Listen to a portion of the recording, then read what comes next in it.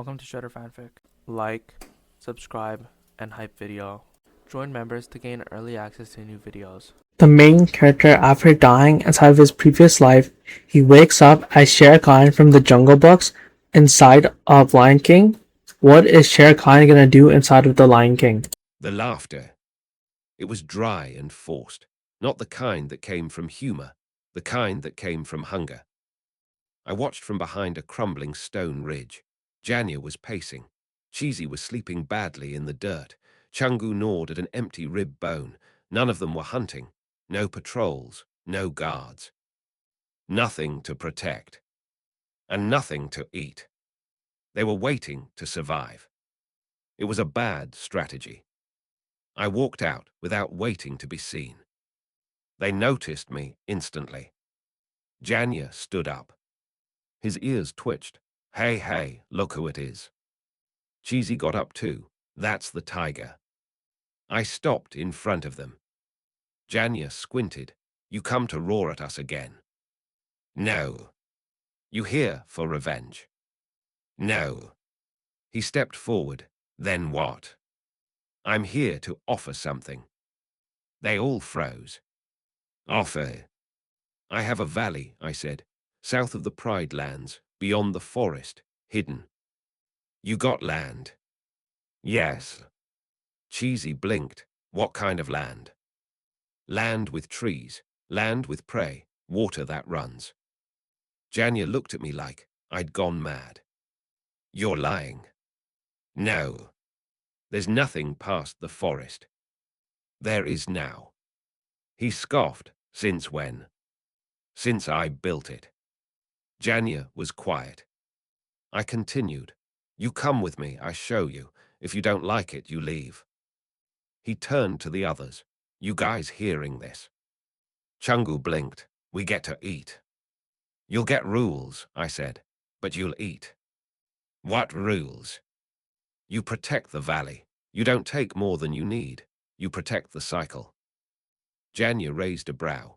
You mean the circle of life crap? Yes. Why would I follow that? You want to starve? He shut up. I brought them to the valley that night. I didn't walk fast. I let them follow at their own pace. The trench dogs saw us from a distance and didn't intervene. When we reached the outer forest, Janya stopped.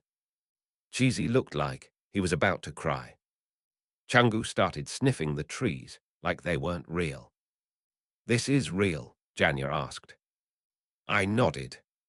He walked forward, past the trees, past the first moss lines. He stopped at the water trench. He stared. He didn't speak for a full minute. Then, this is your place. Yes. You live here. I made it. For who? For control. He looked at the sky. No smoke. No fire. Just trees. And we can live here. If you follow the rules. He stared at the water again. I don't get it. You don't need to. By midnight, they had eaten. Not prey. Not a kill.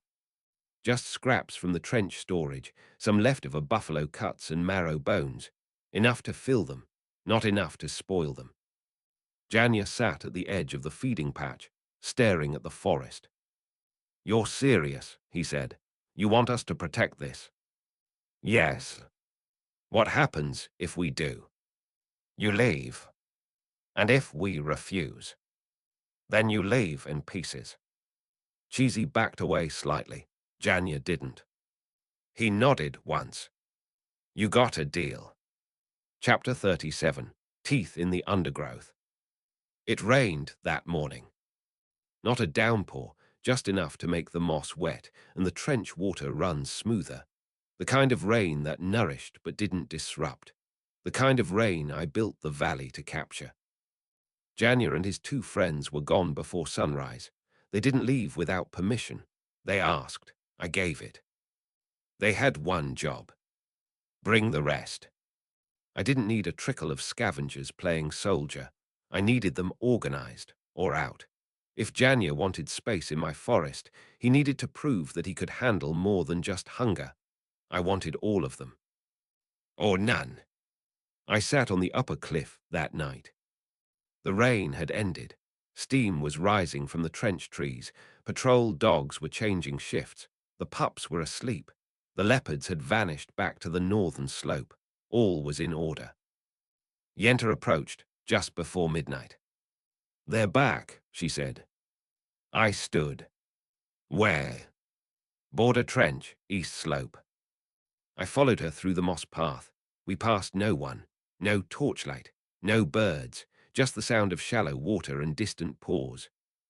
When we reached the slope, I saw them. Janya stood at the front. Behind him were 4 others, 2 males, 2 females, smaller than him. Hungrier too. They stood still when they saw me, but their eyes moved constantly. One licked her lips. One had dried blood on his paw. Janya nodded once. "These are the rest." I stepped forward and looked at each of them. The male with the thin legs and wide ears flinched when I met his eyes. The female beside him leaned forward, bold. She didn't speak, but she didn't look away. "What are their names?" I asked. Janya motioned to each in turn. Tunu, Wema, Enjuli, and Eneni. "Trained." Janya hesitated, not fully. "Do they listen to you?" "Yes." I walked a slow circle around the group. The dogs on patrol didn't move. They watched. "These are not trench-trained. They're not organized. They don't know my rules." "I'll teach them," Janya said quickly. "No," I said. "You'll guide them. My trench dogs will teach them." The one called NNE stepped forward. "What's a trench dog?" I looked at him. "Discipline," I said. "Structure, territory control." He sniffed. "That sounds like boring lion work." I bared my teeth. The entire line of dogs behind me moved forward as one. NNE froze. I stepped toward him until my face was inches from his. "You enter this valley," I said slowly. "You follow trench law. You eat what you are given. You fight when I tell you. You sleep where I allow. You do not complain." He didn't blink. "You do like it," I said. "You leave." Janya said nothing. The other hyenas didn't move. I stepped back. "Yenta," I said.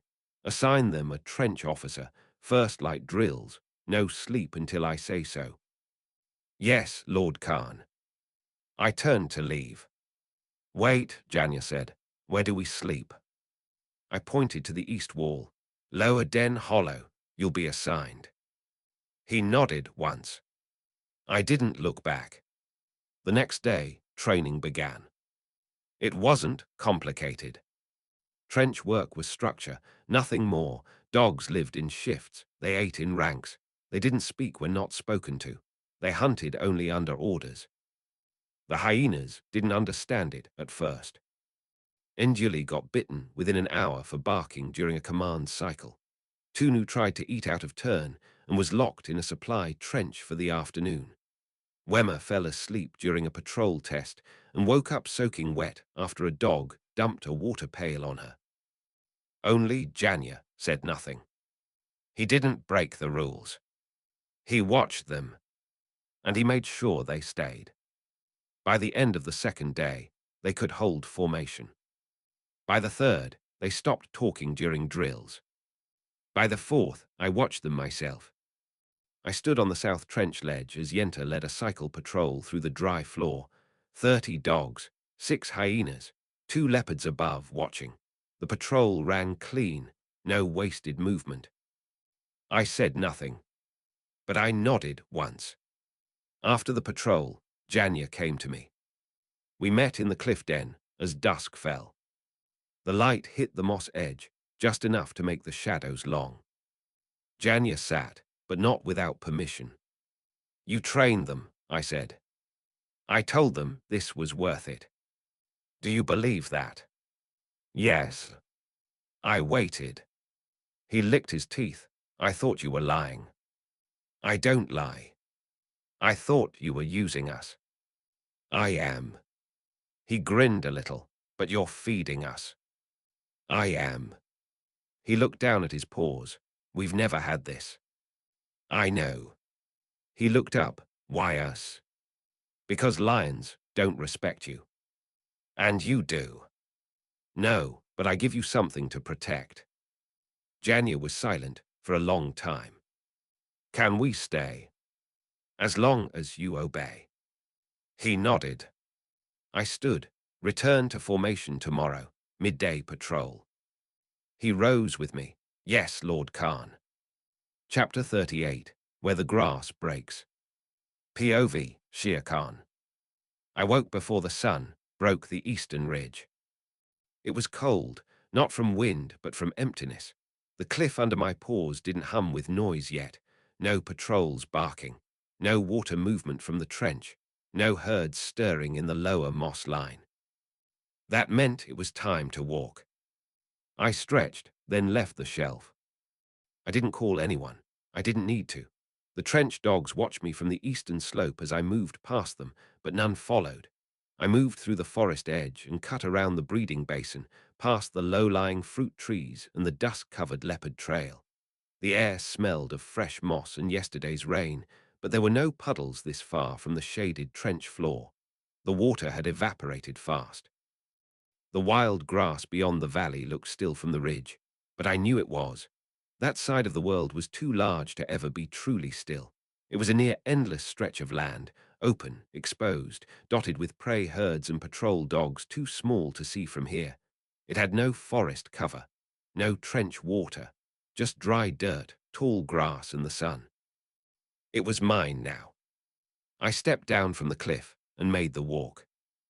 The lower paths were stable. No loose mud, no collapsing roots. This side of the land didn't shift unless I allowed it. After 20 minutes, I reached the wall I'd ordered opened 4 years ago, the ridge that once kept the grassland locked away. The trench had been cut clean. The dogs had handled it without waste. The air changed once I passed through. Not cooler, just thinner. The forest held water in its air. This didn't. The heat here pulled from above, and there was nothing between me and the sky. I walked into the grassland. The herds moved slowly, gazelle in the west, zebra to the north, some wildebeest closer to the shallow dip where the dry stream bed passed. A few trench dogs moved along the outer curve. I saw no lions, no scavengers, just quiet. I continued walking until I saw the outer patrol group. 4 African wild dogs stood near the herd trail. One sat. The others were watching a group of young gazelle run in short circles. I approached. One of the standing dogs noticed me first. His ears twitched, and he nudged the sitting one with his paw. They turned. The sitting dog stood quickly. "Lord Khan," he said. I stopped in front of him. "Everything been okay out here?" "Yes," he said. "No movement outside the grassline. No lions, no hyenas. Herds stay in cycle. The zebras graze down to the mark, then rotate." "Water." The dog paused. "That's the only thing." "Explain." "During the dry season," he said, "we have to leave the grassland. There's not enough water here. The floor bakes out the shallow spots. It's too exposed. So we rotate patrol back to the forest trench for water access." "You rotate by group." "We rotate by shift, but most of the pack leaves at least once a day during dry months. There's no other option." I looked around the open stretch of land. No cover, no shade. The herds were spread wide. The soil was hard and cracked where the trees didn't take. In the wet season, it worked. Rain filled the cracks.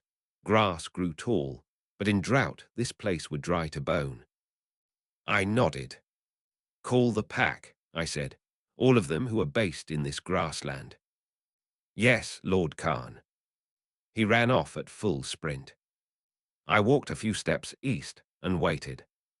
15 minutes later, the patrol returned with more, 28 total, all African wild dogs, all lean, long-legged, trained, most of them from trench units who had chosen grass patrol over forest watch. They stood in a half circle, waiting. I spoke to the same one from before. You said there's no water during the dry season. He nodded, yes. How far is the nearest point of consistent shade? He turned to point. Cliff edge, about a half-mile southeast. It overhangs where the trees from the forest spill just past the boundary. We don't patrol deep there. It's quiet, but not flat.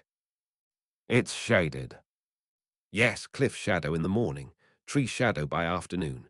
It stays cold longer. Good. I turned to the rest. We dig there. The group was quiet. We will create a new reservoir under the tree shadow line. It doesn't have to be deep, just wide. Shallow trenches that can collect rainwater or runoff from herds. The ground there stays cool. The water will evaporate slower. One dog raised his head. You want us to start now? No, walk first. Find the exact point where the shadow holds longest. Mark it. When the sun shifts, adjust the marks. You dig after that. Another asked, do we build walls? No, this isn't trench water. It's for survival. The walls will come after we test how long the water holds. If it dries too fast, we dig deeper. The first one spoke again. Do we move patrol there? No, patrol stays here. Rotate 2 dogs a day to dig, switch every evening. Another nodded. That's manageable. I walked forward and looked toward the southeast ridge. Shaded water is survival, I said. You don't wait until drought to prepare. You dig before the ground is dry. The group didn't question it. One of them said, we'll begin the walk now. Go. They moved in organized pairs, forming a long column toward the southeast line. I watched until the last one passed the low grass. I didn't follow.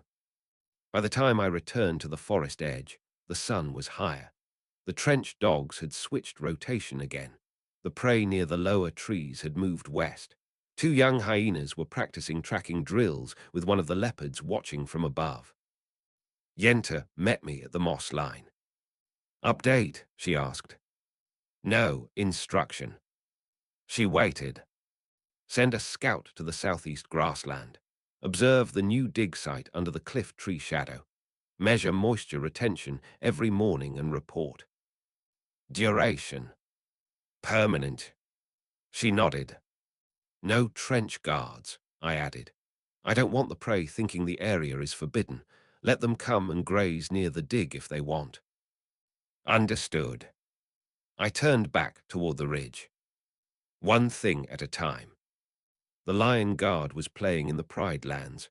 Scar hadn't returned. Kion was still untested. The tree of life was distant. But water was real. And grass died fast. And I didn't wait for problems to arrive before solving them. Chapter 39. Tested in Quiet Earth. POV, Shere Khan. The forest basin was calm when I returned. Rain had softened the moss lines and brought new scent trails into the trench, but none of them were new threats. Just prey movement, light pause, herd rotation in proper sequence. No sign of scavengers or lions. Good. I passed the moss pools and climbed the southern ridge, where Yenta waited beside the patrol board. She didn't speak until I stopped in front of her.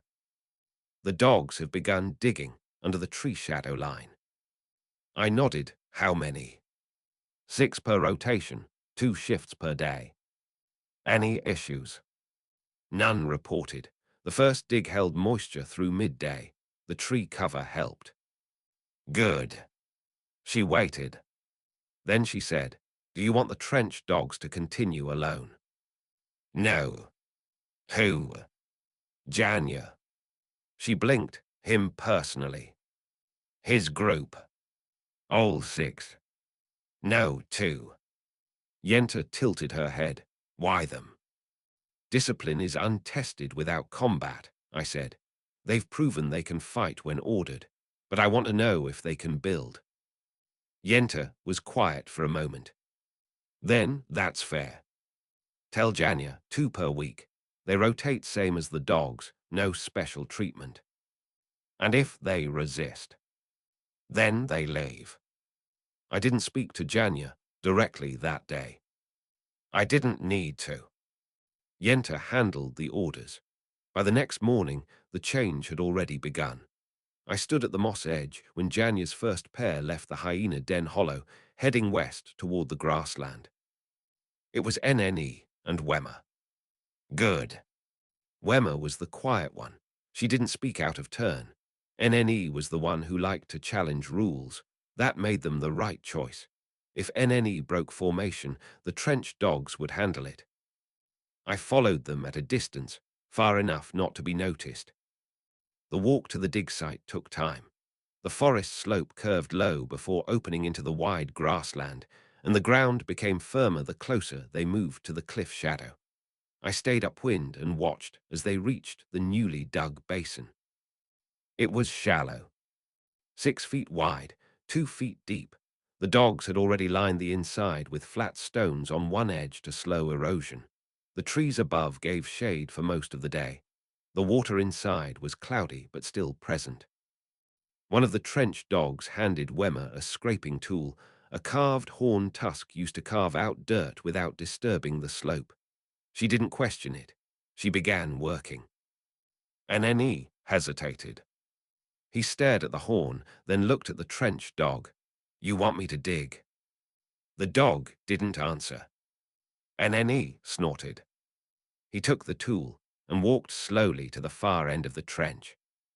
He didn't start digging. He kicked a small clump of dirt into the pit. The dog said nothing. After 5 minutes, NNE began working, slowly, sloppily. Wemmer didn't stop. She moved in clean arcs, dragging dirt back from the slope, shaping the inner wall with quiet focus. After 15 minutes, she matched the dogs in rhythm. NNE lagged. After an hour, the trench dog stopped him. "You're wasting energy," the dog said. NNE growled. "This isn't fighting, it's dirt. It's structure. It's boring. You're not here to be entertained." "I'm not a dog." The trench dog stared at him. "No, but you're working in our valley. That makes you part of this." NNE didn't answer. The dog turned.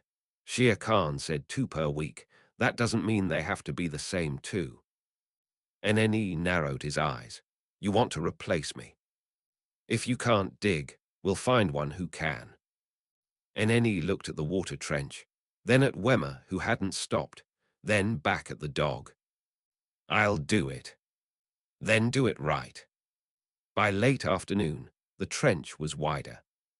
Not deep, but consistent. The water level held. Wemmer took rest first, NNE kept working. I left after that. Back at the forest shelf, Janya waited beside the moss trench. He didn't speak when I passed, just watched. He knew I had seen them.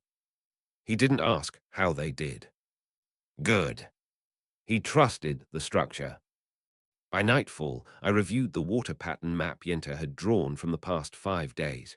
The shaded basin was holding more water than the shallow forest edge. That confirmed my theory. Soil temperature mattered more than volume. As long as the sun stayed off the surface, evaporation dropped. The hyenas had worked. NNE had complained. But he worked. Wemmer hadn't needed instruction. The next week, 2 new hyenas rotated in. Tunu and Cheesy. Tunu worked without sound. Cheesy told jokes the entire time. The dogs ignored him. But he didn't stop working. By the 3rd day, he asked if he could bring dried fruit to the dig site. No, they said. He didn't ask again. At the end of the 2nd week, I stood on the high ridge and watched the entire basin under low light. The trench had widened. The water had deepened. Prey were starting to gather nearby in the early hours, drinking from the edges without fear. The scent markers around the basin kept them from nesting too close. The dogs had assigned watch rotations around it. The hyenas had not returned to their den early once. The system was holding. That was what I needed.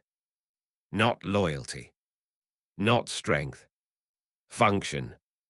Chapter 40, Stone and Soil. POV, Shere Khan.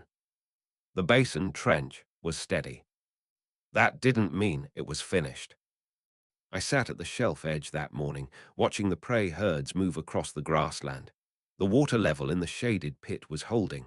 The cliff above had shielded it from the late afternoon sun. The soil kept it from baking out, but the dogs still drank in shifts. Some herds avoided the pit completely. Most didn't understand it yet. That wasn't a flaw. It was time. Structure taught the land as much as it taught those living in it.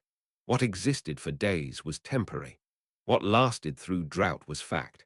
I didn't care if the zebras drank there this week or next. What mattered was whether it held water 2 years from now. Which meant a second trench. The valley was large, but this grassland, this near-endless stretch of flat earth, could not depend on one water source. The prey would expand. The patrols would split. The far northern grassline would be too far to reach the cliff basin in a single day. That meant duplication. That meant more work. I left the shelf and made my way to Yente's station. She was at the trench board, watching 2 pups trace a moss map with a carved stick. "Yente," I said. She turned, "Lord Khan. The shaded trench is working." "It is. Dogs confirmed it held water past peak sun."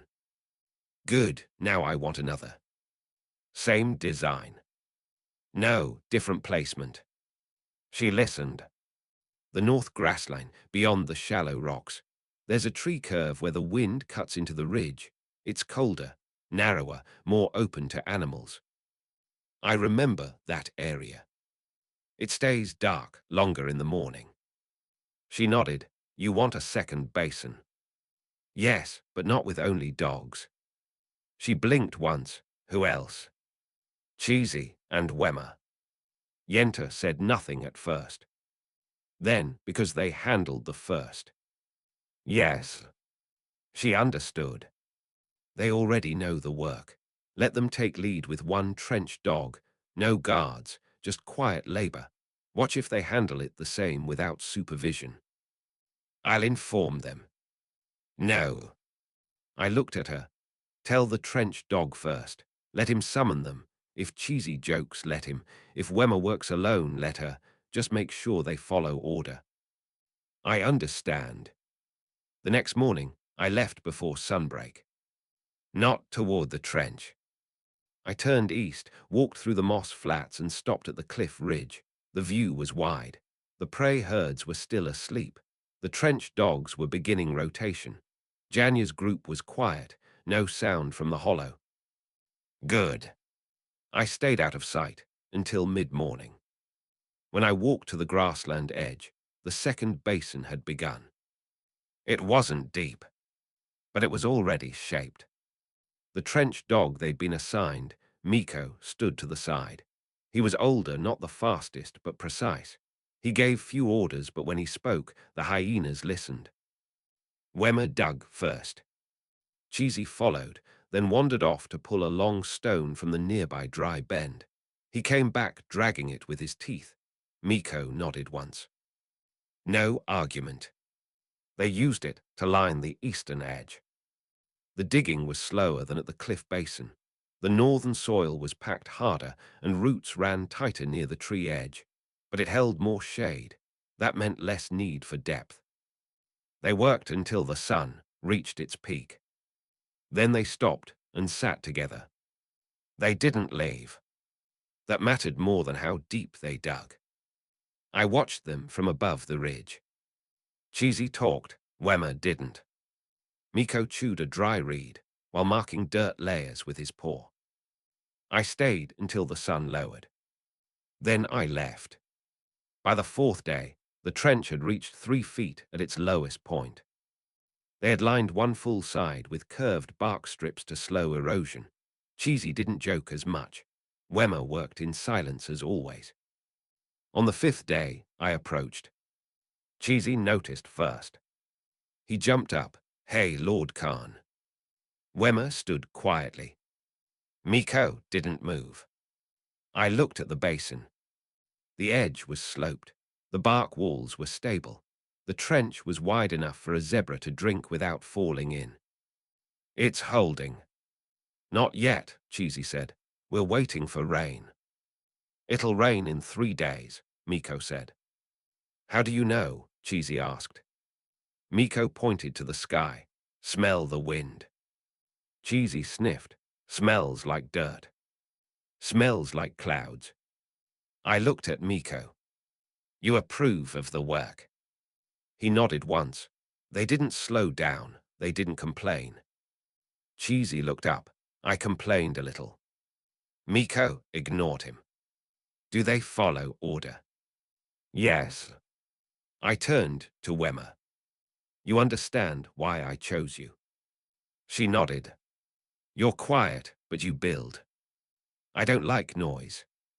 Neither do I. I looked at the trench again. This will hold water. If the rain comes, Miko said. It will. I turned. Same rotation next week, I said. Different pair, same trench dog. Yes, Lord Khan, Miko said. Cheesy sat down again. Are we allowed to stay here after the trench is done? For now. Wemmer didn't speak.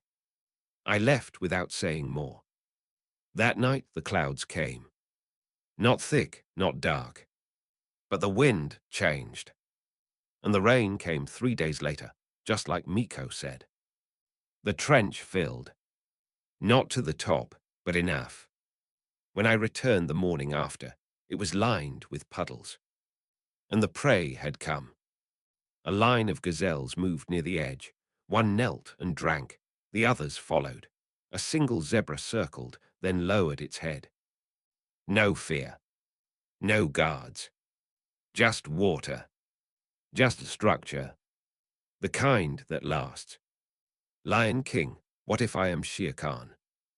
Chapter 41, Maps of Survival. POV, Shere Khan.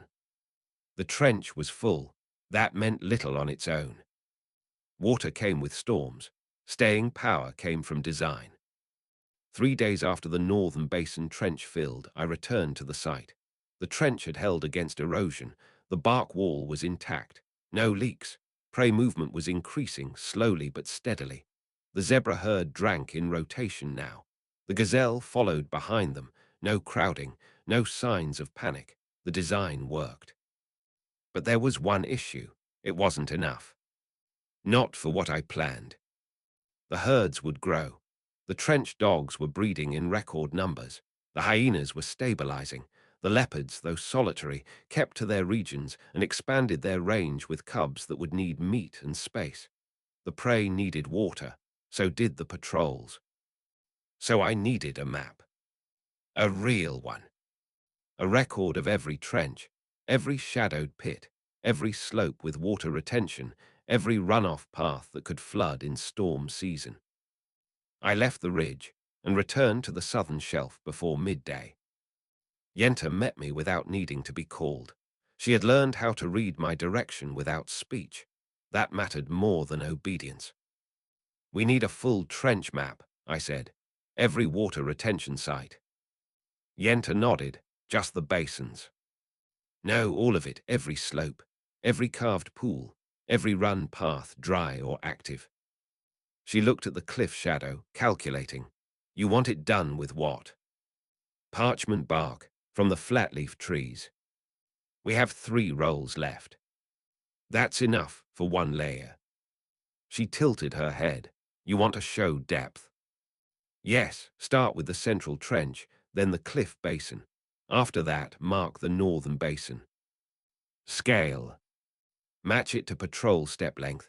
5 paces equals 1 notch. No compression. Who draws it? You. She nodded. I'll need 3 trench dogs to walk with me. You'll get 2. The third is a hyena. Her eyes flicked up. To test. To observe. If they ask questions, let them. If they mock it, remove them. Which hyena? Wemmer. Yenta didn't hesitate. She won't speak. She will if it matters. The map process began the next day.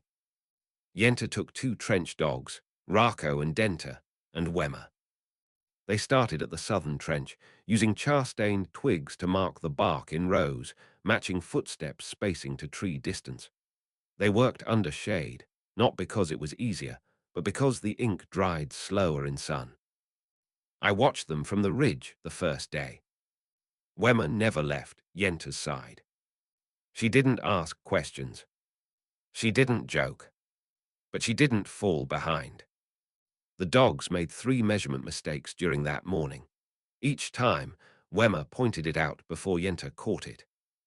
That was enough to confirm her role. She understood numbers.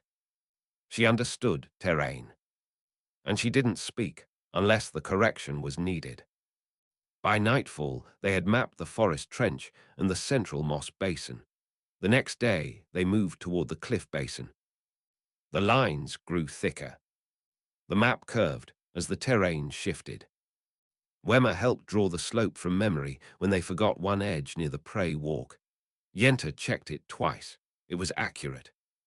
By the end of the 4th day, the entire western section was done. That included forest trench system, cliff basin trench, all moss-level water slopes, prey movement trails, patrol pathing routes. On the 5th day, they moved to the northern trench, the newest. That was where the design changed. There was no erosion there yet. No waste.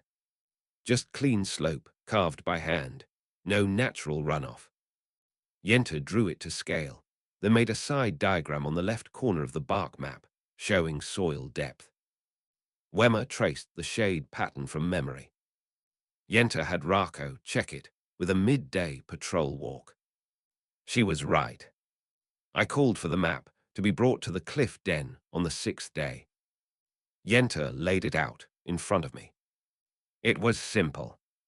Black lines over tan bark, each basin marked with a dot, each prey trail traced with paw-step spacing, each trench ranked by retention depth and slope angle. Wemmer stood beside her. I looked at her. You remember all of this? She nodded. I pointed to the northern trench. How many days can it hold? If rain comes twice in 10 days, it'll last 22. Without storm runoff. With only light rain. And if there's a drought, it dries in 12.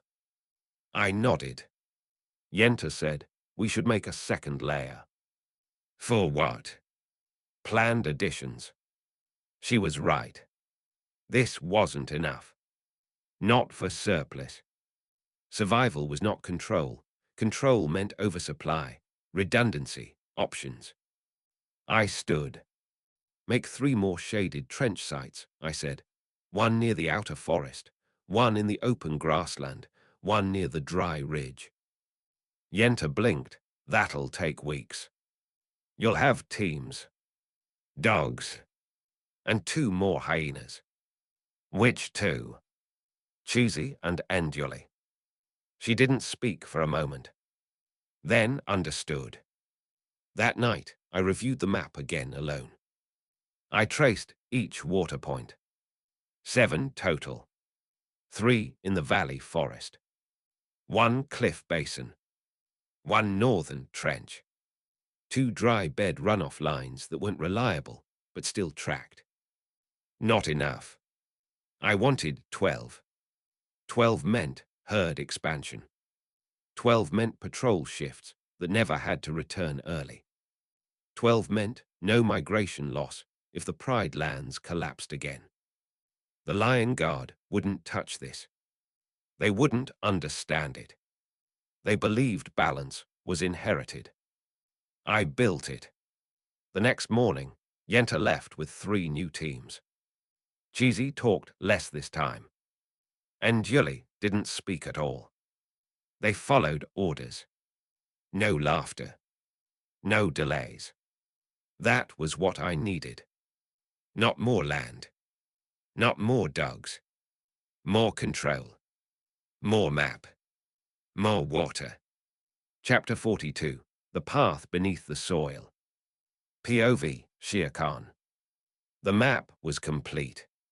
For now. 12 water points were marked in full, 7 functional, 5 under development, each with its own slope indicators, depth scale, and evaporation markings. The forest trench, cliff basin, and northern trench had now become the backbone of the survival system. The prey recognized the layout. The patrol dogs rotated with precision. The hyenas had stopped asking questions. The leopards had never spoken to begin with. But water was never permanent. Not in a land where heat was constant. It needed movement, not just collection. It needed roots, channels, depth. So I made the next decision. It was time to dig beneath. I waited until the sun was low and the shade had shifted against the trench wall. From the shelf, I moved down into the moss line and walked to the trench dog engineering den.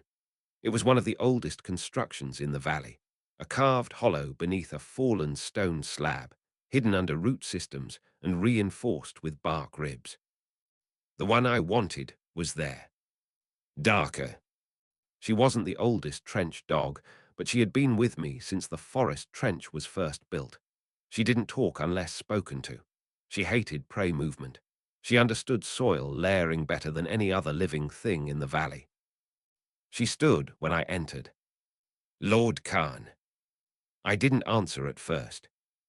I walked past her and looked at the wall carvings. Bark strips tied with root fiber showed slope shapes and soil thickness by trench level. The cliff basin had 4 layers etched out in miniature. The forest trench had 8. Darker, I said. Yes. I want underground channels.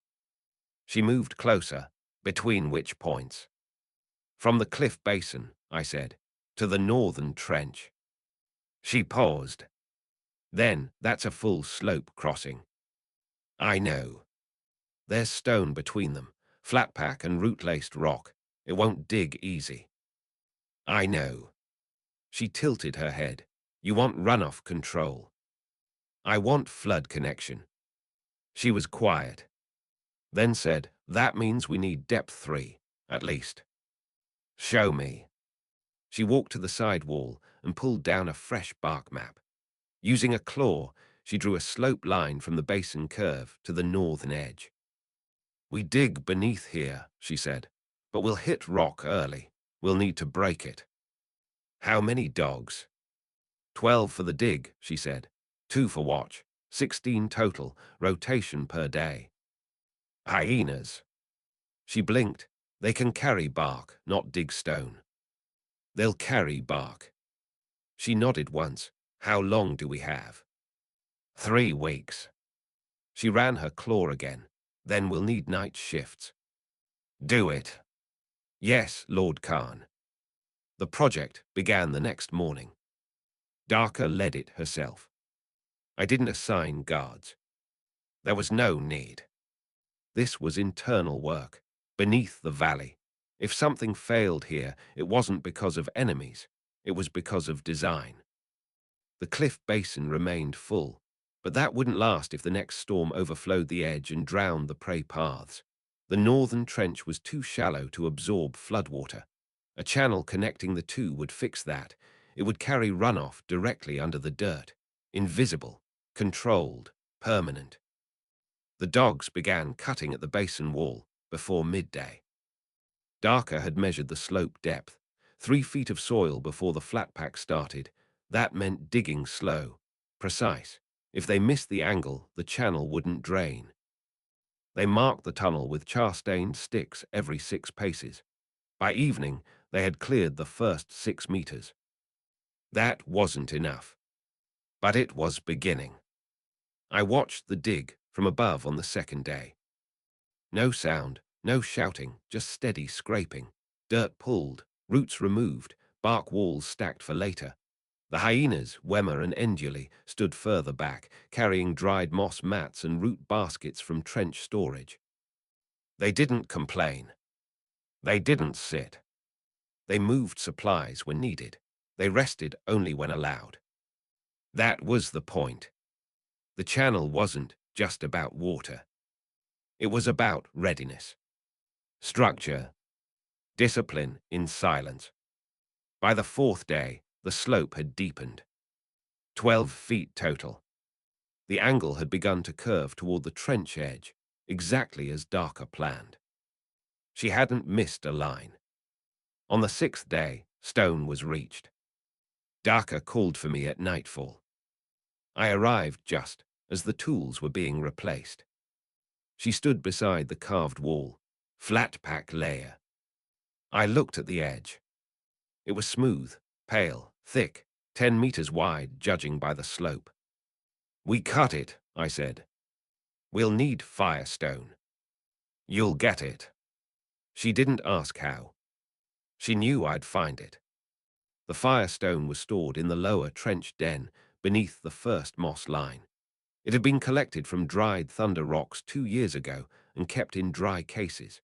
The dogs had carved it into burst wedges, able to split stone with controlled pressure. I brought it myself. The next morning, Darker began drilling slots in the rock.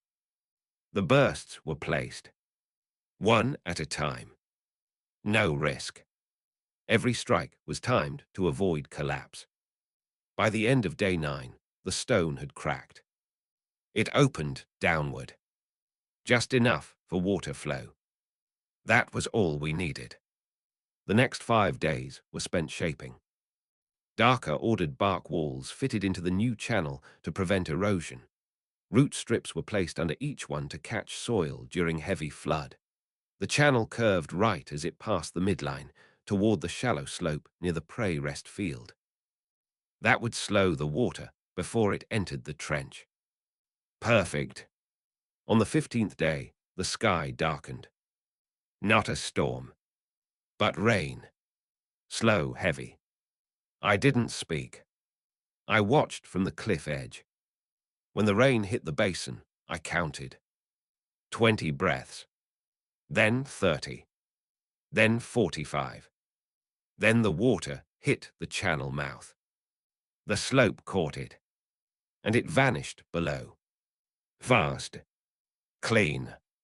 It didn't pool. It didn't burst. It moved beneath.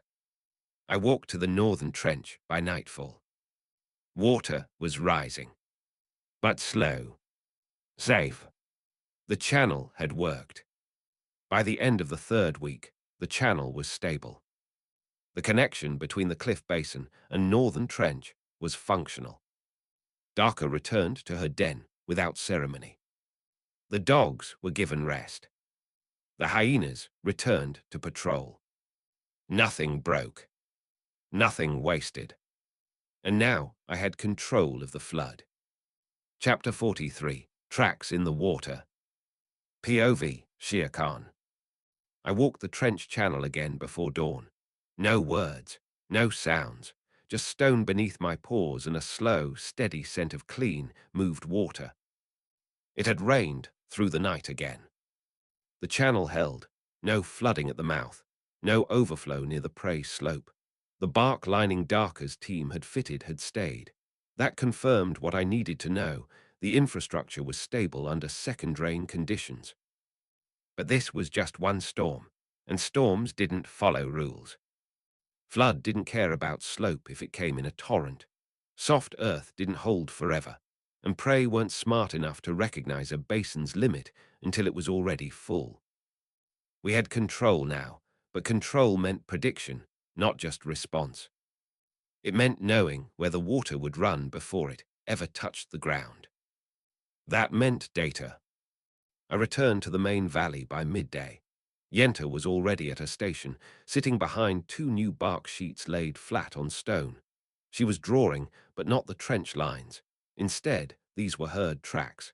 Gazelle migration across the northern grassland. Zebra movement down from the shaded ridge. I stopped at her side. She didn't look up. "I need new records," I said. Yenta paused her brush. "What kind?" "Stormwater behavior, daily." "From where to where?" "Every trench." She turned now. "That's 5 active, 3 under work, and 4 runoff paths. She nodded. Measurements by depth. Depth, volume if possible, flow rate if visible. By footstep markers. Yes. She tilted her head slightly. You want a flood risk chart. I want every prey field evaluated. I want slope. I want softness. I want soil composition. That will take a month. It will take a season, I said, if you don't start now. She didn't argue. She turned and rolled up the migration bark, setting it aside. I'll need a mark standard. Use forest trench as base. That trench shift slope seasonally. Then mark the shift. Understood. You'll work alone. I'll need observers. 2 trench dogs. She shook her head. 1 dog, 1 hyena. I want to see if the hyena understands flood paths. Which one? Wemmer. I nodded. You're choosing her often, I said. She remembers paths better than the dogs, and she doesn't interrupt. I've noticed. Yenta stood. I'll draft a chart by tomorrow morning, she said. We'll begin storm markers from the north edge. Good. Do I track prey behavior during rain? Yes, all prey, especially gazelle. They panic first. I know. She left with Wemmer and a trench dog named Seiko. Both were quiet. Both carried rolled bark and hollowed charcoal reeds. They passed the moss basin, crossed the prey slope, and walked into the open grassland before the rain returned. That night it rained again, not as heavy, but fast. I stayed near the basin. I didn't walk to the grassland. The first chart would take time, and I didn't need to supervise it. What mattered was that they did it without delay. 2 days later, Yenta returned with the first grid. She rolled it flat in the middle of the upper ridge. I walked over and stood above her as she spread out the map. This is the northern grassland, she said. It was divided into 10 marked zones, each zone labeled with current prey usage, trench proximity, and soil firmness.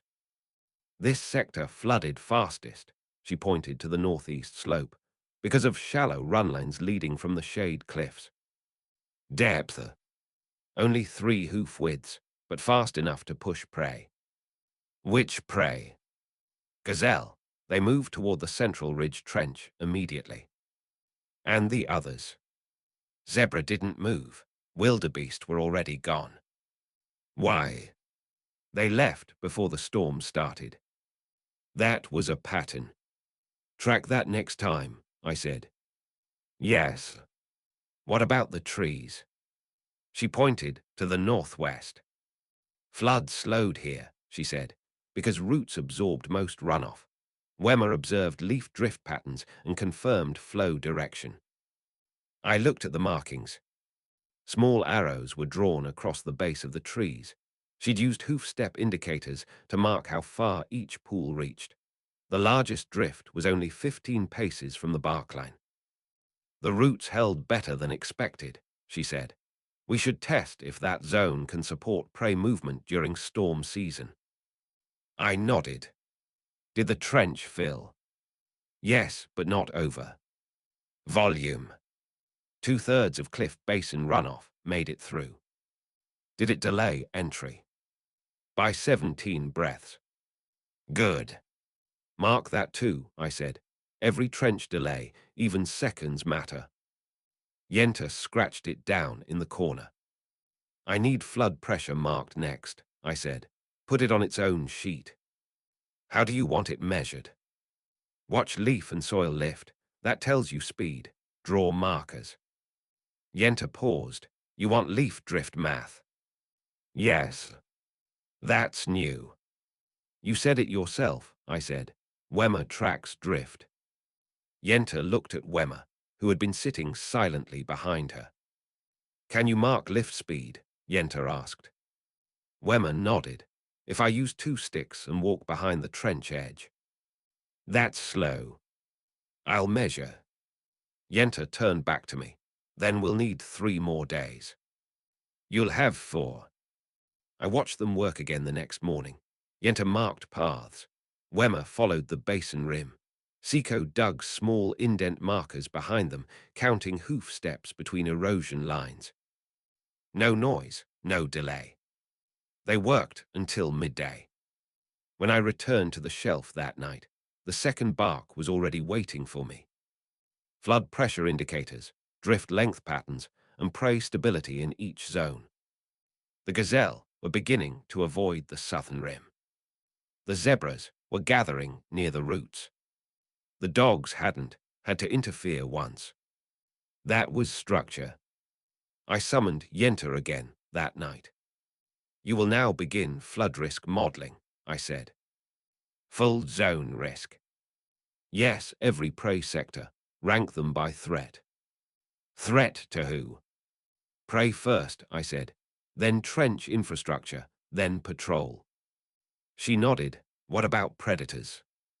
They can survive on cliffs. Do I include lions? No, they don't matter. She didn't question it. You'll work for the next 12 days, I said. I want a flood risk map of the valley before next storm. Yes, Lord Khan.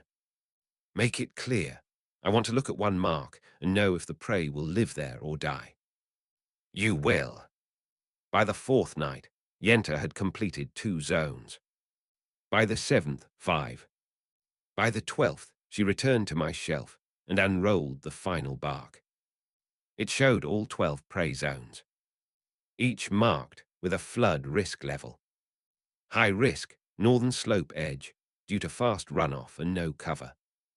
Moderate risk, central prey trail, due to mild slope and shallow puddles. Low risk, cliff basin and forest roots, due to shadow cover and tree absorption. Extreme risk, dry ridge trail, where water collects too fast to escape and there's no elevation. She had color-stained each risk level using fruit dyes, dark brown for extreme, light yellow for low. I looked at each. It was clean. No fluff, no wasted symbols. Exactly what I wanted. Continue marking changes after each storm, I said. Forever. Yes, Lord Khan. No one moves prey until they read the map first, not even patrol. I'll post copies on the trench walls. Do it. She rolled the map and left. This was control. Not theory. Not tradition. Not a raw. Just understanding the ground. And preparing for what the sky would try to take. Chapter 44. Weight of the Gate. POV, Shere Khan. The map did not make the flood smaller. It only made the path visible. The cliff basin held. The northern trench did not overflow, but this was early rain, predictable, soft. The flood season would not be. There would be a storm that crushed the soil. A storm that pushed water beyond the slope lines, beyond the trenches, through the prey trails, and into the shaded zones where pups and cubs slept. And when that happened, I would not rely on slope. I would decide where the water went. So I stood at the cliff basin wall and looked down at the deepest point. The stone mouth where runoff entered the new underground channel still smelled of clean rock and roots. The trench dogs had done well, but there was no way to slow it. No lever, no delay. There was only movement. I wanted control. That afternoon, I called Yenta back from the grass zone. Bring darker, I said. Yenta nodded and left immediately. She returned less than an hour later with the trench engineer. Darker was covered in dust. Her front legs were wrapped in root cloth.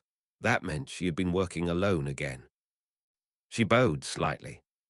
You want reinforcement? She asked. No, I said.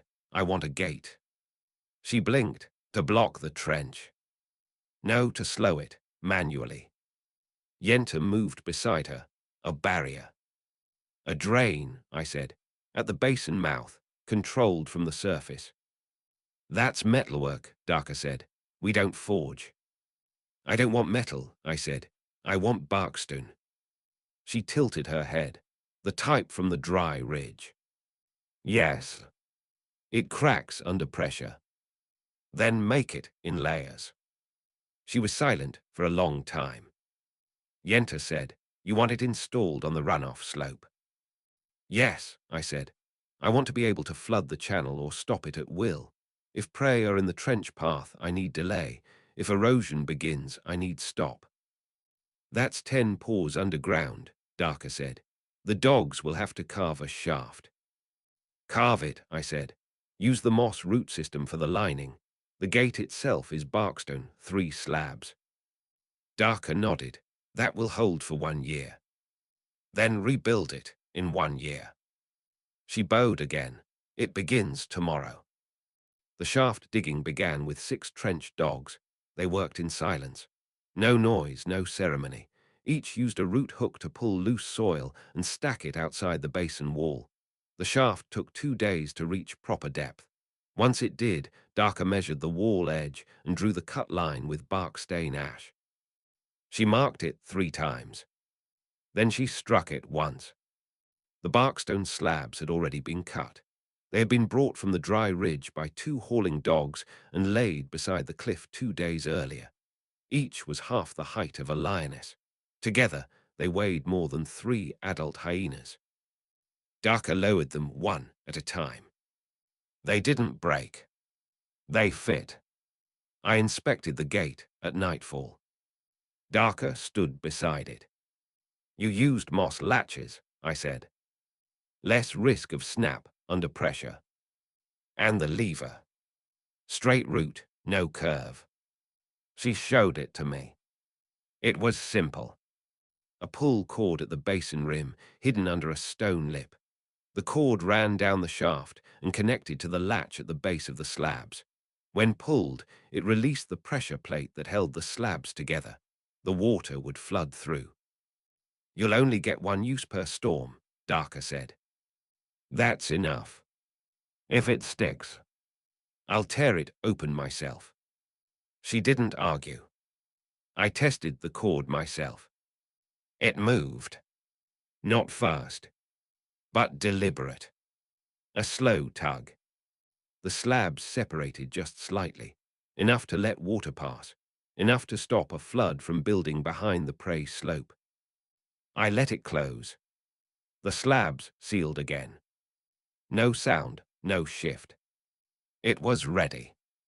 I walked the ridge with Yenta the next day. "This will change your maps," I said. She nodded. "I'll mark the new flood vector. If I open the gate, the northern trench will fill in under 100 breaths. Then we move the prey out of the midline slope." "Yes. I'll place observers there during storm season." "Good. And after? Train a second observer." She nodded. I ordered the dogs to build a stone marker beside the gate cord. Not for prey, not for lions, for memory. The mark was shaped like a water line with a break in the middle. No name, no explanation. If I died, they would still know what it was. On the 7th day, the sky broke. The real storm came. Heavy, fast. No warning wind. I was already at the cliff basin when the first drops hit the stone. The channel filled fast. Too fast. The prey were still moving across the midline slope. Gazelle, wildebeest, a few smaller packs of boar. I watched the channel rise. Then I pulled the cord. The slabs parted. Water dropped into the shaft. There was no splash, just a sound of speed. The flood redirected under the slope and moved toward the northern trench. Yenta's observers reported that the trench rose 6 hoof widths in 30 breaths, but no overflow. No panic. The prey kept moving. The slope remained intact. The channel had worked. So had the gate. When the storm ended, I walked the ridge again. I checked the shaft. No erosion. No collapse. The barkstone slabs had sealed again. I closed the cord. It held. Darker met me the next morning. You'll need to test it again before the next dry season, she said. I will. She looked down at the shaft. It worked, she said. Yes. She turned. Do you want more gates? 3, I said. She didn't flinch. Where? One in the forest trench, one near the prey slope, one at the northern trench base. All Barkston. For now. She nodded. I'll begin drawing the cuts. Chapter 45. Under Open Rain. POV, Shere Khan. I heard the rain long before I woke. It wasn't the start of it. The sound had already settled, steady, unbroken, falling heavy onto wet stone and soil. It was rain season. The valley was breathing again. I didn't move, not at first. I lay on the flat shelf of the cliff with my side pressed to the stone and my ear turned away from the sound. There was no alarm, no flood warning bark, no footfalls of panicked prey or trench dogs. It was a quiet storm. I closed my eyes again and slept. I woke hours later. The rain had not stopped. It had deepened. I rolled onto my feet and stretched. My claws scraped wet stone. The sky above the shelf was thick with dark grey and low clouds. The wind didn't cut hard, just heavy drops, weighty and clean. I padded to the shelf's edge and looked down. The trees were slick with moisture. The bark gleamed. The leaves looked heavy. Far below in the lower valley, I could hear the shift of animals, not panicked, not rushed. Just movement. I narrowed my eyes and watched. The forest basin had risen, not to overflow, but near it. Good. The cliff gate had held last week. No leaks, no collapse. The runoff had redirected properly to the northern trench. I didn't need to test it again, not now. Today was not for control. It was for observation. I turned and walked down from the cliff shelf toward the center of the valley. The air was thicker the lower I got. The soil was damp, softer beneath my paws. Trench dogs passed by in silence, moving in small patrols to check water lines and slope strength. None of them stopped me. I didn't need escort. I walked until I reached the center pond. The pond wasn't new, but it was the first one that had formed naturally after our flood channel and prey management work. It had expanded over the past season, not deep, but wide, shaded by 3 curved trees and surrounded by sloped moss that now dripped with rainwater. I stepped into the pond without hesitation. The water was cold, not freezing, refreshing. It reached halfway up my side as I moved forward. My reflection was broken by the ripples of the rain. I didn't care. I sank into it until my chest was underwater and my paws brushed the soft floor. For a moment, I didn't think. Not of trench paths. Not of prey levels. Not of Zira, the Pride lands, or what was still to come. Just the weight of the rain against my back. Just the water around me. I stayed like that for a long time. When I rose from the pond and shook the water from my shoulders, I heard them. Hoofsteps. Not behind me, distant, but close enough to catch. I turned toward the north slope. Animals were moving. Prey. Dozens of them. Zebra, gazelle, wildebeest, smaller hoofed packs I hadn't memorized the names for. They weren't fleeing. They weren't stampeding. They were walking calmly toward the grassland beyond the cliff break. From the valley, toward the open stretch. The grass there had grown thick since the last flood. The barkstone gates had protected it from erosion. The channel overflow had kept it from flooding. It was firm and green. They were following the water. And that was good. I walked up the northern ridge and stood above the herd. The trench dogs were nearby, watching. I said nothing. Let them move. Let the prey fill the new land. We hadn't touched even half of it. Now it would become its own system. one that didn't need me to guide it every step. That mattered. By midday, over 30 animals had moved into the open grassland. More would follow. I sat at the ridge and watched the clouds shift. The rain would not stop today. Maybe not tomorrow. And that was fine. Chapter 46, Let Them Roam. POV, Shere Khan. I said nothing to the trench dogs. I issued no commands. The prey were moving into the grassland, and I let them. They didn't need to be pushed. They didn't need to be herded. They were choosing it. That was the point. I wanted to see what they would do when no one shaped them. They had relied on trench dogs to guide them, on leopard patrols to keep the hyenas in check, on the gates to hold back the flood, on bark walls to define drinking zones. Now the grassland, for the first time since we opened it, was untouched. No trench, no marked territory, no bark lines, no stone paths. And yet they moved into it like they'd been waiting for the permission. By the third day of uninterrupted rain, nearly half the prey herds had shifted into the far field. That land had taken 5 years to prepare. Most of it hadn't even been touched until the second gate was completed. I stood at the ridge and watched without moving. From up high, I could see the subtle ways they split. The zebra went wide, avoiding the tree clusters. The gazelle stayed closer to the cliff shadow. The wildebeest took the southern bend, circling near the dry root shelf. None of them argued, none of them pushed. They spread out naturally. Balance without intervention. That told me everything I needed. They would organize themselves if I left space. That meant the system didn't need full command anymore. It needed direction, not control. The trench dogs still patrolled the border near the basin gate. I let them. It wasn't time to fully withdraw presence, but I told them not to interfere unless there was direct panic or flood threat. None came. Yenta visited on the 5th morning.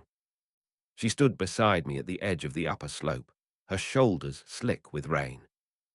They've mapped their own zones, she said quietly. I nodded. I marked herd density 3 times today, she continued. They're not overlapping, they're avoiding trench lines. They remember. Yes, but they're not afraid, they're choosing it. Then we don't need to reinforce it. No, but we should still record it. You will.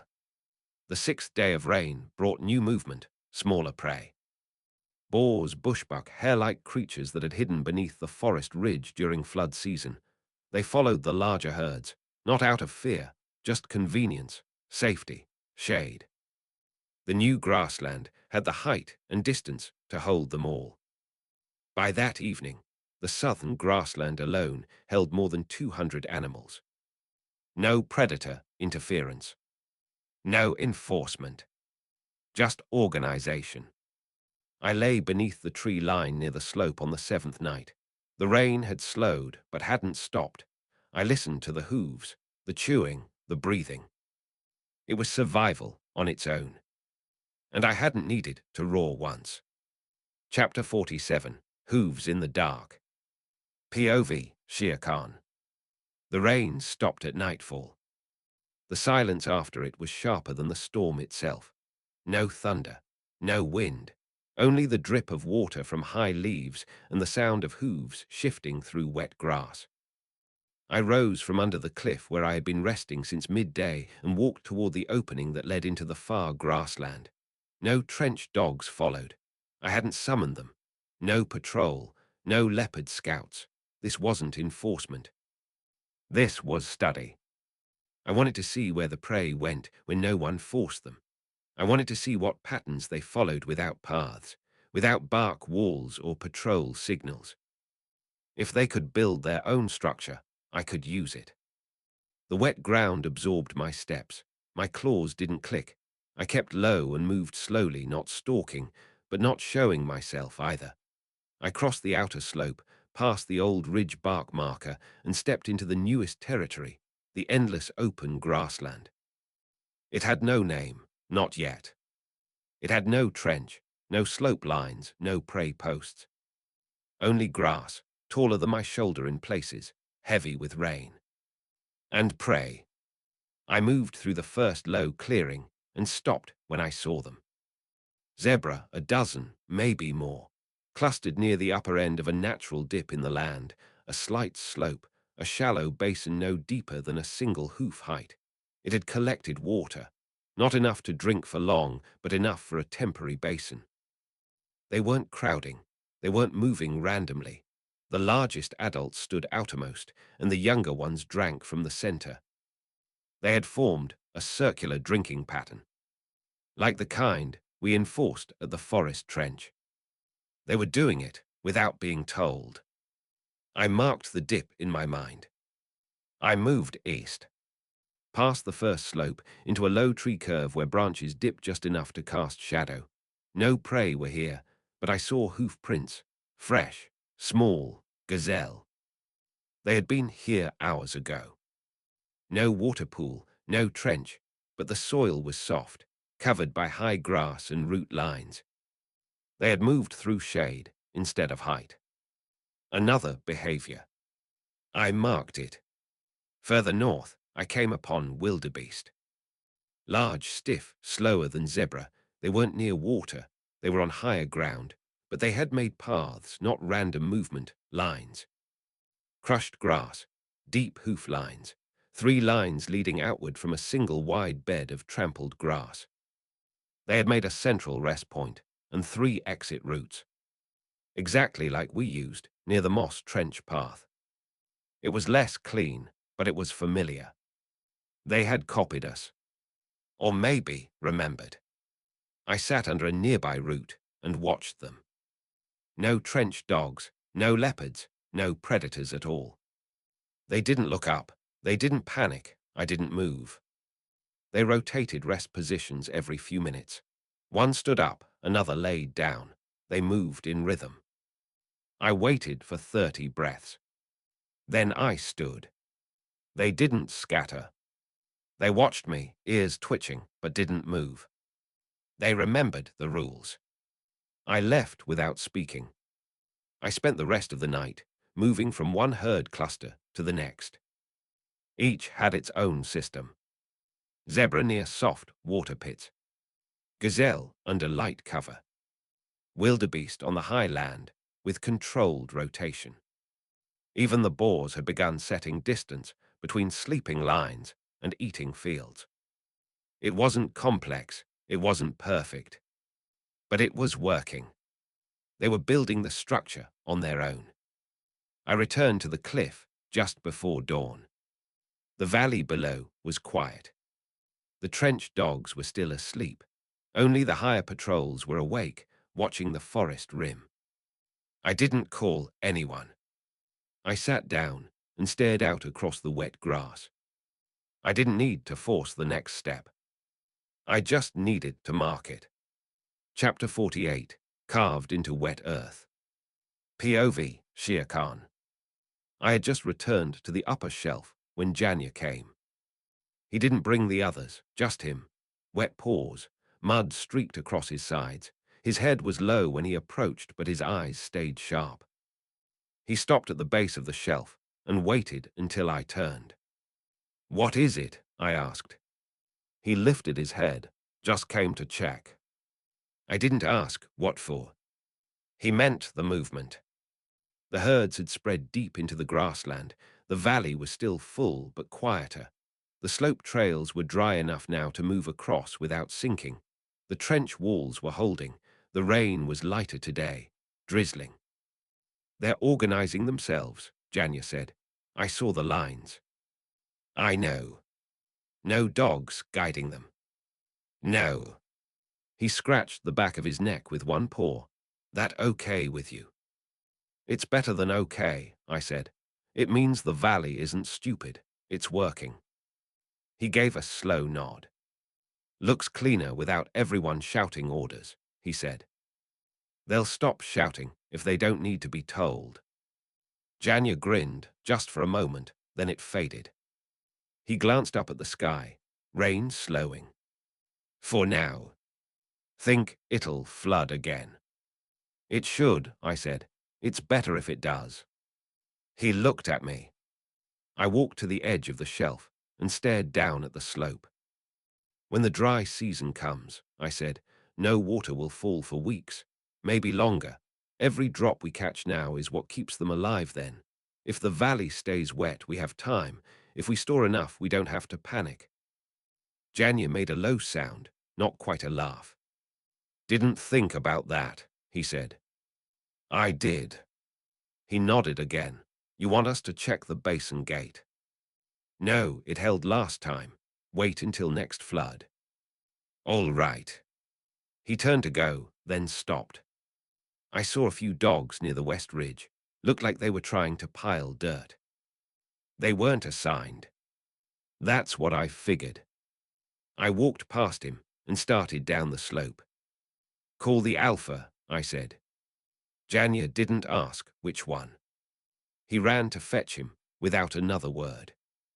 The Alpha met me at the grassland edge. He was already soaked from patrolling the rim zone.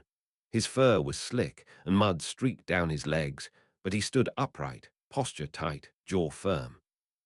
He didn't need prompting. What do you need, Lord Khan? The soil is wet. He nodded once. Yes, I was just about to order some clearing along the... You'll dig ponds. He paused. You'll pick 5 locations in the grassland, I continued. Wherever the prey cluster, where they rest, where they sleep. Yes. Dig wide, not deep. You want them to fill now while the ground is soft. Understood. They don't need to drink from them yet. You're making storage, reserve. Yes. No trees near the edge. Open sky. Let the rain fall directly. I'll mark them. You'll use 6 patrol dogs for each zone. 1 hyena per team. He raised an eyebrow. Hyenas, Lord Khan. They carried stone. They'll carry dirt. The Alpha nodded again. I'll assign the teams now. You'll rotate shifts every 2 days. I want all 5 ponds dug before the next flood. Yes, Lord Khan. Report every evening. No changes without my order. Yes. He stepped back and left. By dusk, I saw the first digging team at the eastern bend. They weren't fast. They didn't need to be. The soil was soft. The dogs used scooped claws and bark shovels. No tools, just speed. By midnight, they had cleared a 30-paw-wide ring. The rain returned just before morning. The ring started to fill. 1 pond. 4 to go. I returned to the cliff without a word. And slept. Chapter 49. Depth measured in rain. POV, Shere Khan. The rain did not stop on the first day. Or the second. And that was what I wanted. Every time the sky broke, every time the water struck the soft earth of the grassland, the ponds filled a little more. But that didn't mean they would hold. I needed to know if the soil at the base would absorb too fast, if the banks would collapse, if the trenches the dogs carved were angled right. I wasn't going to wait for a problem. I would see it before it formed. So I walked. I started with the eastern pond. It was the first site the Alpha's teams had cleared, near the upper bend of the open grassland where zebra and gazelle had clustered during the storm. It was wide, a clean oval, 30 paws across. Maybe more now with the edges soaked through and the walls uneven. It was already half full. That meant the rain had settled properly. No drainage leak. The water didn't look murky either. That meant they hadn't dug too close to a root line. I stepped to the edge. The slope was shallow enough for prey to walk in without slipping. I pressed my paw into the soil. It sank slowly. Not too soft, not packed. Good. A trench dog spotted me from the western bank. He didn't speak, but I watched him note something down on bark. I moved on. The second pond was further west, near the open root shelf where the wildebeest had formed resting rings earlier in the season. This one was different. It wasn't holding as well. The water sat shallower. The eastern edge had already cracked and begun to spill. The digging had gone too deep on that side, and the water ran off into a dry ditch before it could settle. That was a waste. I called over the lead dog. "Why is it draining?" I asked. He kept his posture tight. "We followed the slope, Lord Khan. It wasn't steep when we started." I pointed with one claw. "Then why is there a ditch here?" He followed my line of sight and stepped closer. "I didn't mark that one," he said. "Could have been erosion." "You didn't watch it after the rain."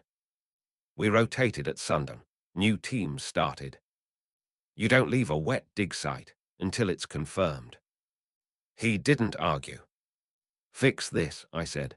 "Raise the edge. Use barkstone if you have to." "Yes, Lord Khan." I turned and walked on. The third pond was in the northern bend of the grassland, closer to where wildebeest crossed between their old slope paths and new grass roots. I knew this one would be firm.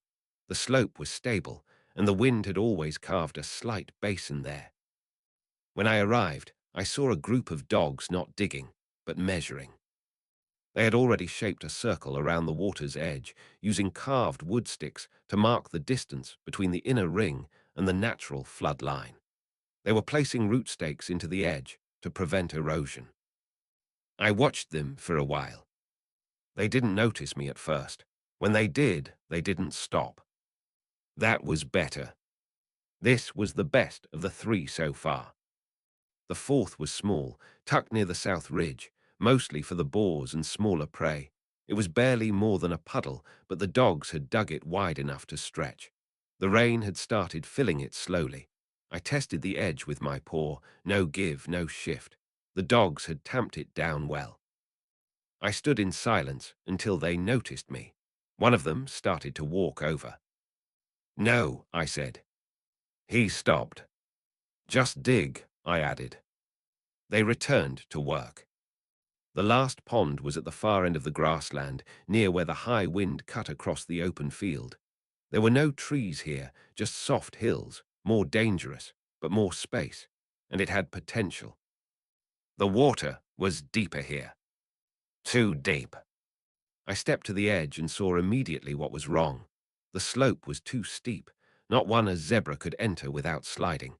Maybe a buffalo could walk in, but not smaller prey. They had dug for depth, not safety. And that meant the water was useless unless they fixed it. I waited until one of the trench leaders noticed me. He came fast, ears low, mud on his face. "This one's wrong," I said. "We know. When did you find out?" "This morning." "Then why haven't you changed it?" "We're waiting for the rain to slow." "Don't." "Yes, Lord Khan." "Make a slope, 3 paw widths incline, flat edge at the top. Use tree bark if you have to line the wall." "Yes." "If it collapses, you don't get another chance." He nodded. I didn't stay. By the time I returned to the cliff, the rain had lightened again. I had seen enough. 3 ponds stable. 2 under correction. That was acceptable for now. Chapter 50. Draw the next line. POV. Shere Khan. The first 5 ponds were already functioning. 3 fully stable, 2 under work. But the rain had not ended. The grassland kept drawing prey deeper with every day of waterlogged soil and soft wind. The outer zone, the farthest range of open land, was now seeing hoof prints too. That was further than I expected. I stood at the southern ridge and looked out across the open slope. No trenched dogs here, no marks. The land was flat, exposed, and wild. I had let it stay that way for 5 years. But not anymore. If prey were starting to push into the outer limits, then water needed to meet them there before drought made them turn back and die trying to cross too much dry land. The valley system could not be flat. It needed shape. That meant more ponds. I returned to the shelf at midday and called the alpha. He came without delay. Mud under his paws, two trenched dogs behind him. They waited in silence as I stepped to the edge and looked down over the slope. "We're expanding," I said. The alpha's ears tilted forward. "Where, Lord Khan?" "Far field, outer grassland, past the 5th pond.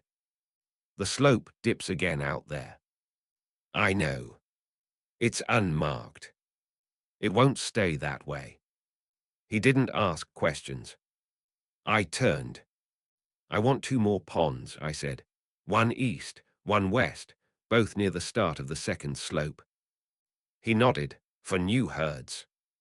For the ones who don't return." He paused. "You think they'll stay out there?" "They've already started." He looked over the ridge. "How wide?" 30 paw-widths each, not deep.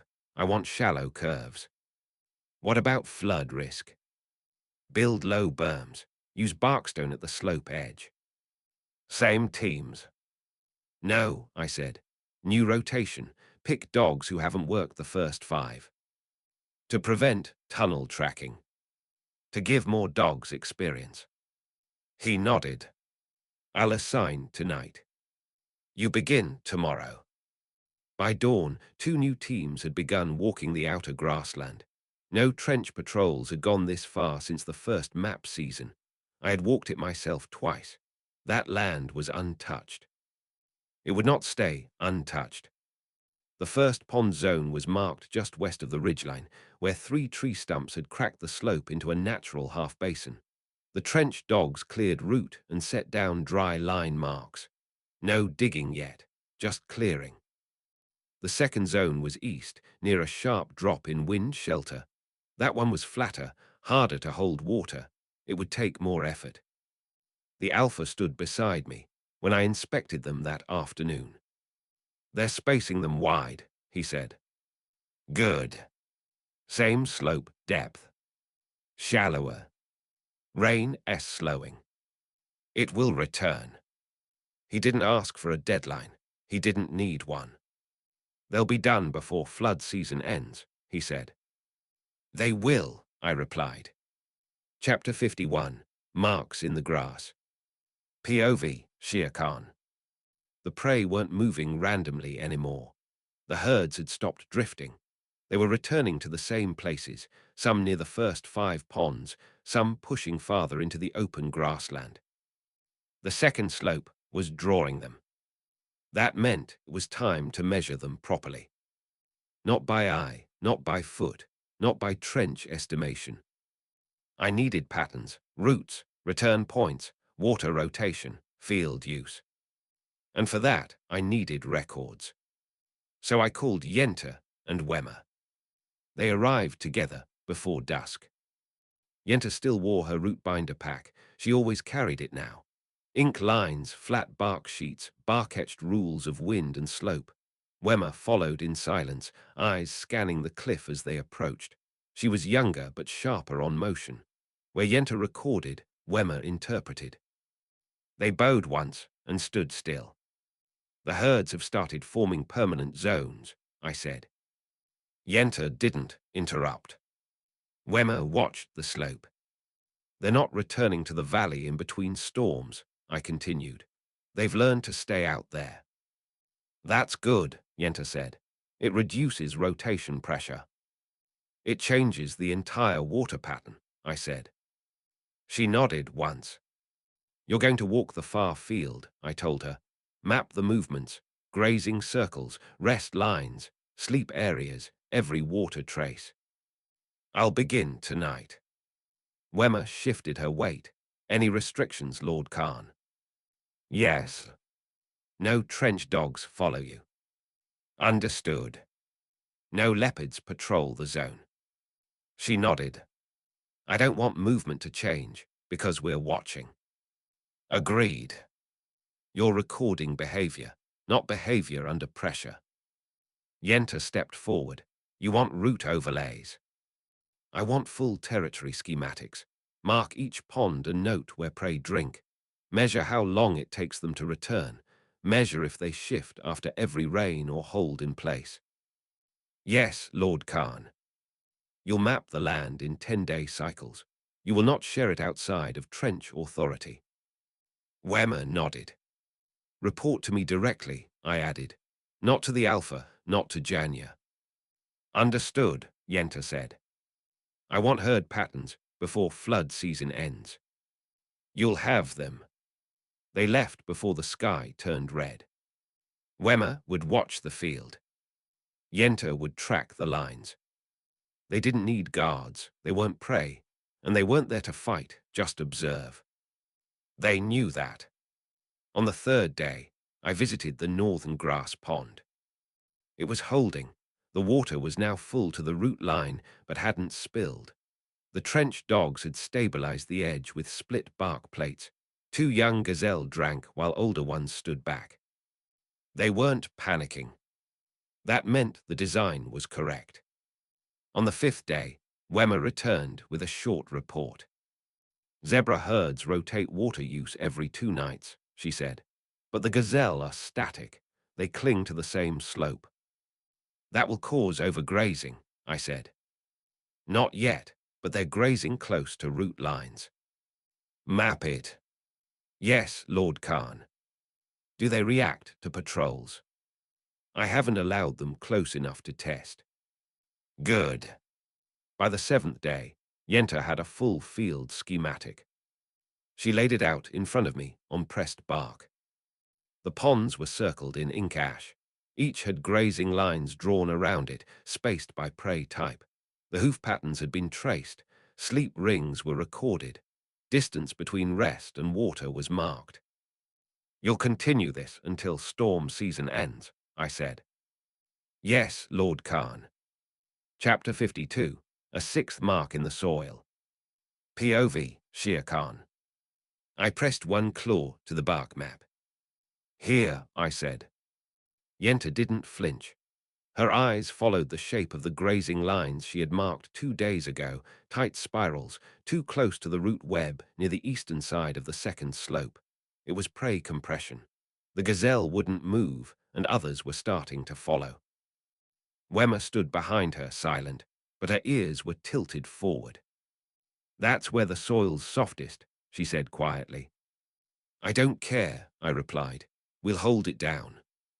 You want a 6th pond there. I want it started before the next flood. The Alpha met me near the 2nd slope that evening. He was already walking the trench line closest to the tree shadows. He didn't ask why I was there. He saw the map under my paw and waited. 6th pond, I said. Where? East of 2nd slope, past the tree bend, same radius, shallower grade. Same team. No, rotate, pull from root watch. I want fresh strength. He nodded. Water's already beginning to sit in the low part of the bend. Then don't waste it. By morning, 12 trench dogs were breaking soil. They moved fast because the ground was soaked already. They didn't need to dig deep. The clay layer was already exposed from past grazing. The root lines had been cleared last season. It was the best kind of site. Natural work, pre-shaped by prey, not forced by paw. By mid-morning, the edge was marked. By dusk, the outer circle was complete. They stopped only when I arrived to inspect it. The Alpha walked with me along the new rim. No cracks yet, he said. Not enough rain to test. We reinforced the edge here, he pointed to the wind side, with layered barkstone. The rest is root-packed clay. Will it hold? It'll last this season, maybe 2. Then replace it after that. He nodded. That night, it rained again. Not heavy, but enough. By morning, the new pond had water. Not full, but stable, clear at the center, with light runoff lines forming a downward slope. I stepped near the edge and didn't sink. That was enough. 2 gazelle approached by midday. They sniffed the edge and didn't bolt. Good. The dogs watched them from the slope. No one moved. By the next dawn, zebra were drinking there too. The 6th pond was working. I returned to the shelf at nightfall. No storm warnings. No trench collapse. Prey were moving with rhythm now, between water, rest, and grazing paths. And we hadn't needed to roar once.